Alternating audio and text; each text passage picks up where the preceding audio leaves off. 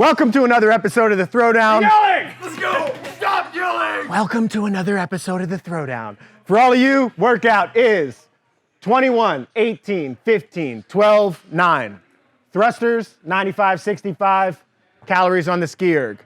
After you go through that whole couplet, it ends with 30 kipping handstand push-ups. Once you finish, that's your time. Standards for the thrusters.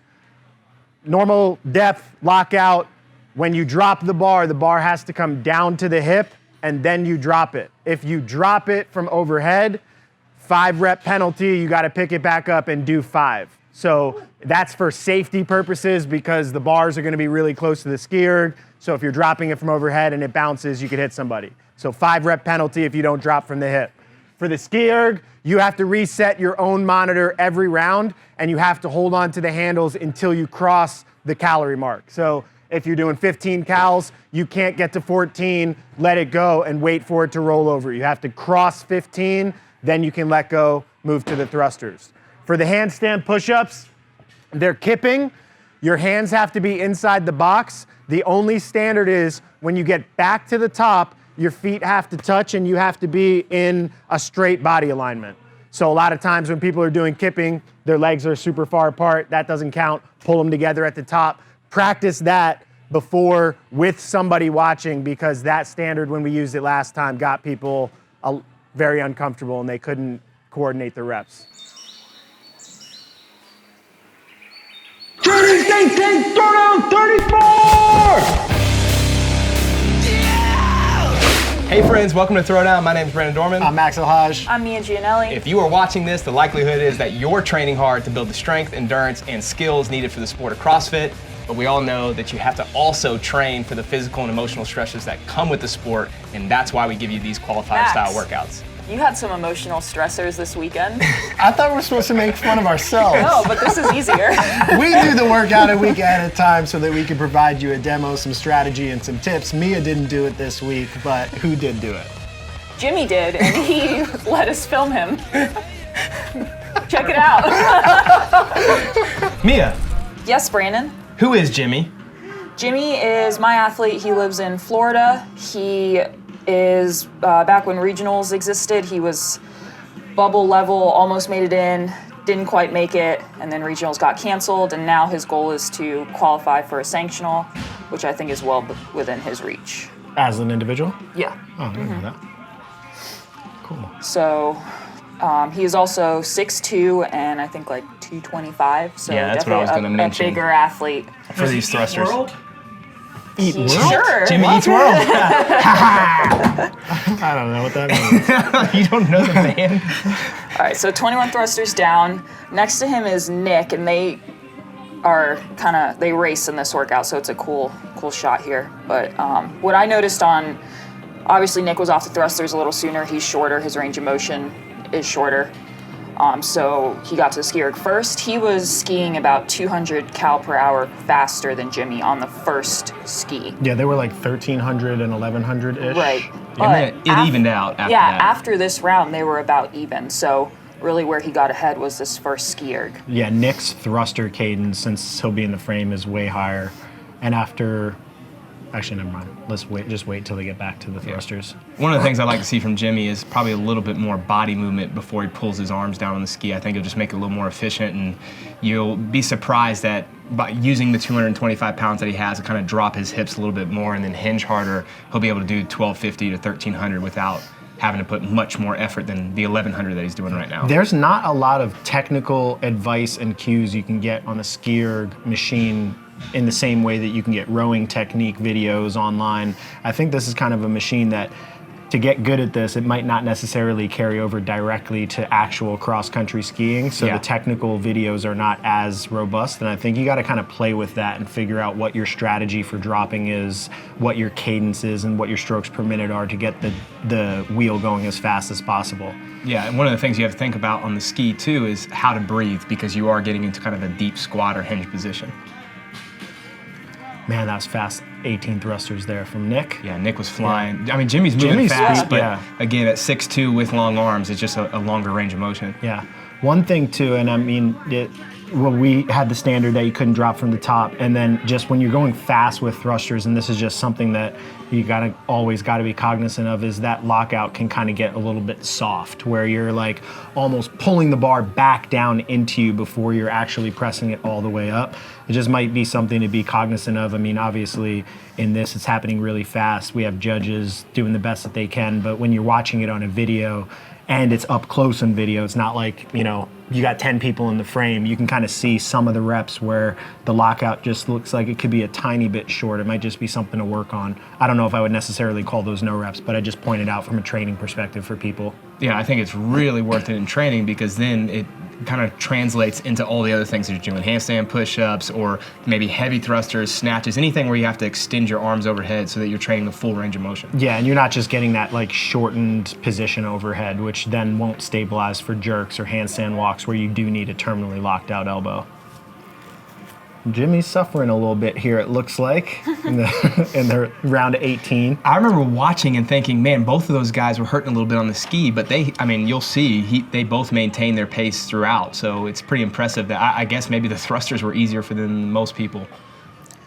Yeah, they moved through the thrusters really well, Yeah. and looked like they were breathing well on them as well. Yeah, for people that are not going to be able to hold a fast amount of, or a fast speed for the thrusters for every set unbroken, I think it is important to note here just how fast they're moving, and whatever fast is for you. If you start to get to the point that you're trying to force unbroken sets, but then you're taking long pauses on the shoulder, long pauses overhead, your squat speed starts to slow down, it's not worth it to hang on to unbroken reps. It's much more valuable for you to drop the bar, keep your movement speed fast, and then think about the ski erg being a major separator here, more so than just doing the thrusters unbroken. I feel like this is one of those workouts that can lure you into thinking, like, from a pride perspective, I gotta be doing this unbroken, but it's not necessarily about unbroken. The workout is about time. So how much time are you spending on the thrusters?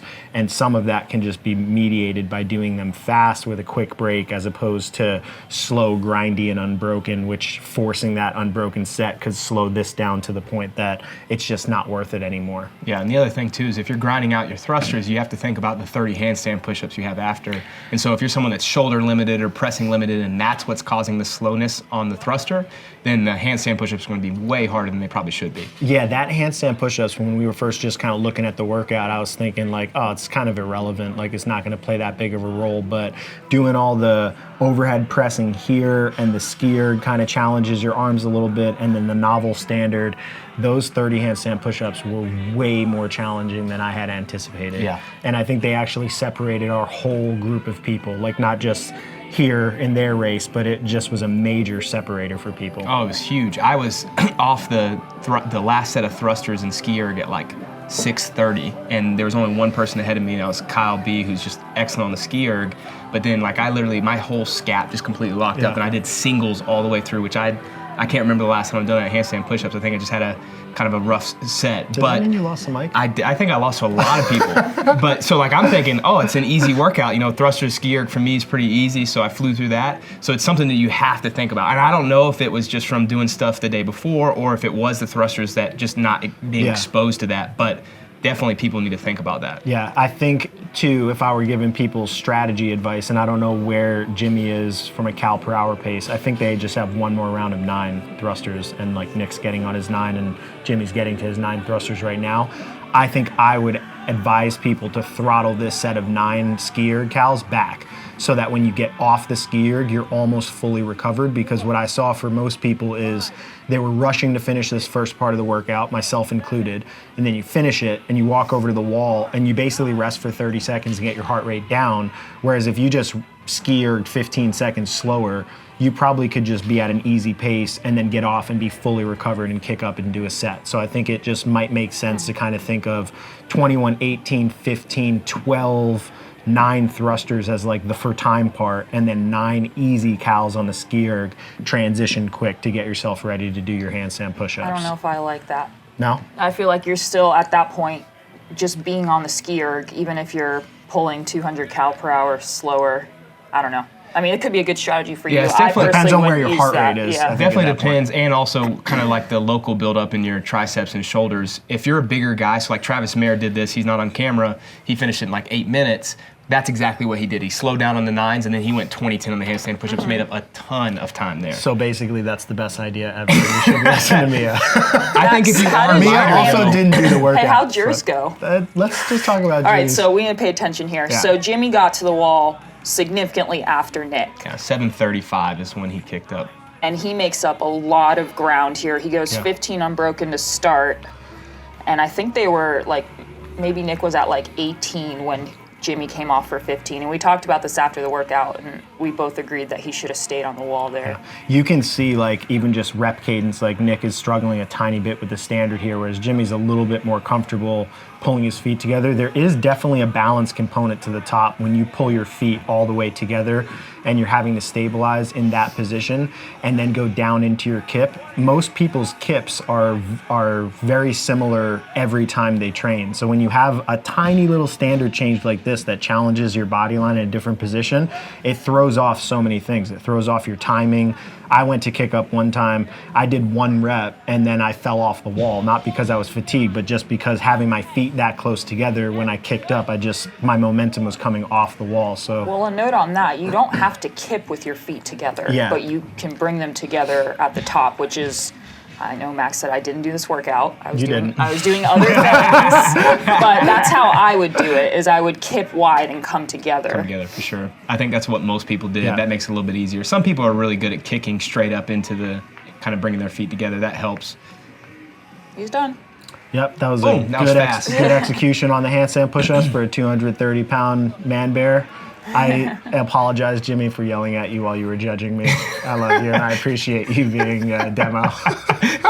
There's a backstory. Don't forgive him. Tell him what you said. And we have some scores for you guys on the male side. Travis was 8:03, Nick 8:41, and then Jeremiah was 8:51. That rounds out top 3. On the female side, Deb finished the workout. She's our only female that finished at 13:38. Brandy was Cat plus 12, and then Shannon Cat plus 15. Go beat those scores. For the handstand push-up, since it's a different standard, we want to show that. We're going to use a standard 36-inch by 24-inch box, but Mia's going to come over here and show us the difference today.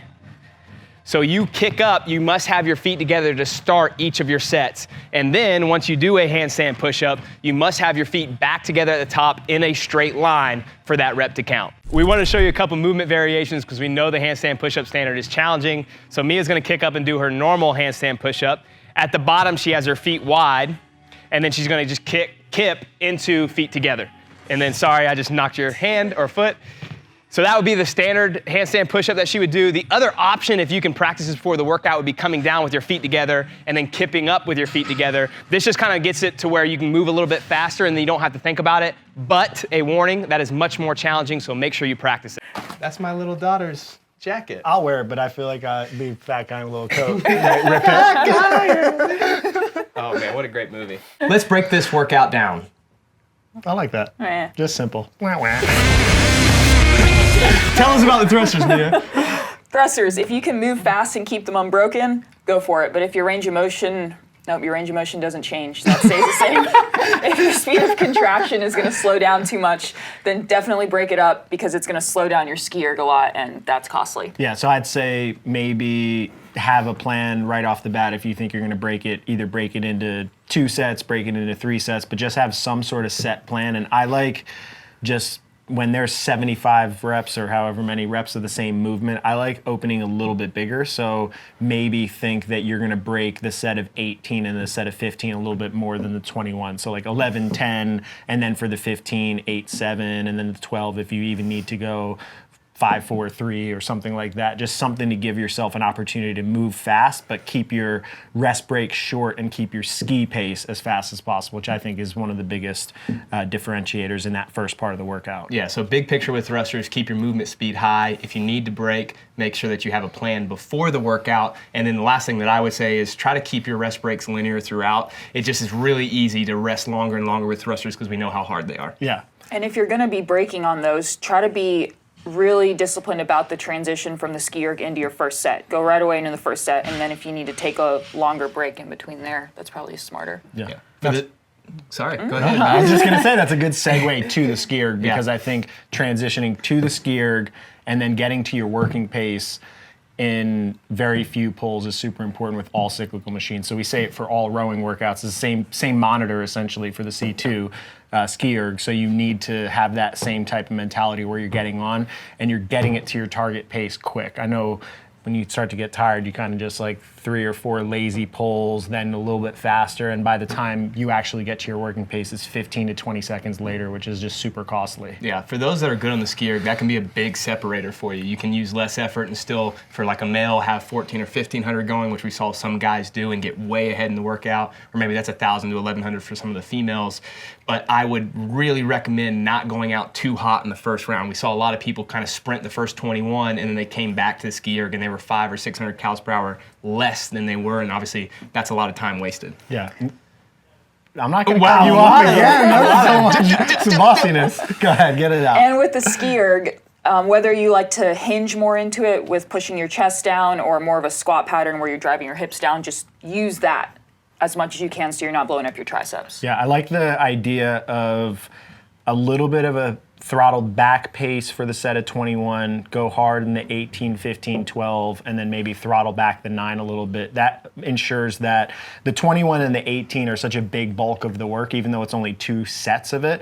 Whereas if you redline in the set of 21 ski or cows, you're just gonna really make the rest of that workout bad. So if you throttle back there, allow your 21 and 18 thrusters to be really fast. If you feel good at that point, then you can pick up your ski pace a little bit and then throttle back at the 9 a tiny bit just to allow yourself to transition quick to the handstand push-ups, which is the final part of the workout. Yeah, and for the handstand push-ups, I think we all agree that doing a big set to start, so long as you're not redlining there, is probably the best way to go. Just get a big chunk out of the way. With that said, I thought I was going to do a big chunk too and just completely blew up. And so if you feel like you're about to blow up, kick off the wall, take a break, and then try to do small chunks throughout the rest of the reps. Yeah, treat it as if you're not sure that you're going to hit the rep to the standard, don't go for it. Come down and make sure that your rep counts. Yeah, the standard and the coordination when you start to get really fatigued gets pretty hard. I mean, there's a lot of postural endurance from the thruster where you're up and you're rigid and then you're flexing over and bending and kind of compressing for the ski erg, and that just makes the transition to handstand push-ups kind of awkward to be inverted. So I think be prepared in your warm-up, get the technique dialed in, and then when you kick up, just be mentally and psychologically ready for them to not really feel good. I know I kicked up and I think I did like 4 no reps to start my first set, which is when I yelled at Jimmy for not telling me.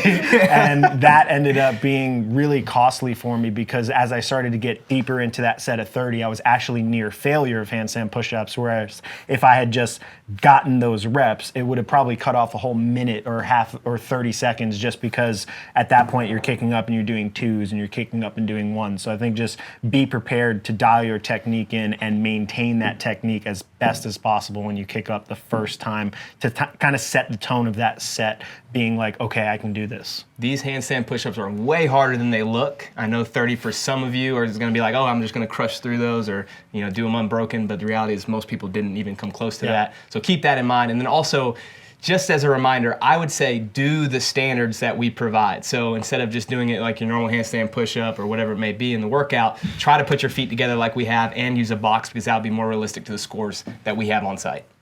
And it's good practice for the open and any other qualifier you do. So, Project Pat, take us away. It's a wrap, you know what I'm saying? Your boy Project Pat in this thing, man. Hey, look, man, thank y'all for watching Training Think Tank's YouTube channel. Y'all hit that motherfucking subscribe button, you know what I'm saying? So y'all go ahead, man. Thank y'all for watching the channel, you know what I'm saying? Hit that motherfucking subscribe button, let it be known, what it be known, what it be known, you know what I'm saying? Pat